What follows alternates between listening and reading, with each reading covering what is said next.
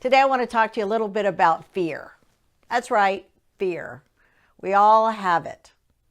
And in 1989, I was fearful that I wasn't going to have enough income from my practice to be able to support my 2-year-old and my 11-year-old. And I was a single mom just 6 months after I started my practice.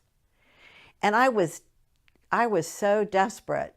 I was taking in all kinds of clients. It didn't really matter. I signed up for the bar referral, and it didn't matter if they were domestic clients or employment or healthcare or whatever it was. I needed clients. And that kind of fear really isn't healthy for your practice. So I just want to explore that for you, because sometimes you think there's no way you're going to be able to do what you need to do to have the income coming in. And if you have that mentality, a scarcity mentality, then you're going to be more apt to take clients that are going to hurt you in the long run. You may work like a dog, and then they'll turn around and not pay you. So I want you to be careful and hire only, or not hire, but have people in your practice that are only A and B clients. And how do you differentiate between an A and B client and a C or D or E client?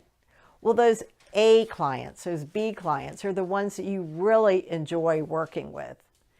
They like you too, and you can tell that right off the bat. You feel comfortable with the type of case. You are knowledgeable with that type of case. They pay their bills on time. They have no problem with the retainer. They always come in for their meetings on time. They're not late, and they don't complain much. And A clients will refer you business because they'll think you're, the best thing since sliced bread. So you want those kind of clients. D and E clients, you're going to lose money on them.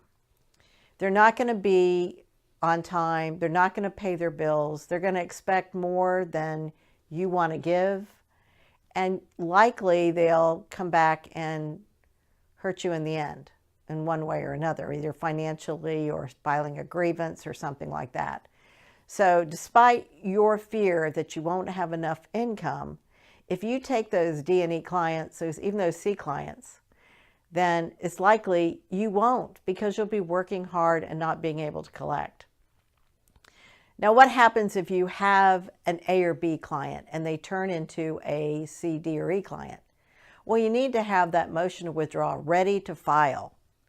And if you have a retainer agreement, which is even better, is if you have a retainer agreement and it provides in there that you have the right to withdraw if they don't pay their bill within a certain period of time, then that's even better.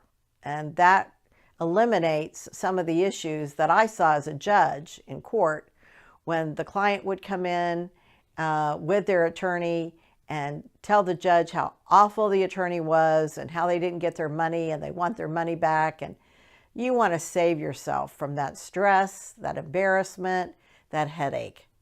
So it's real important that you not let fear manipulate who you let into your practice, that your practice doesn't become a bus mentality. So that's all for today.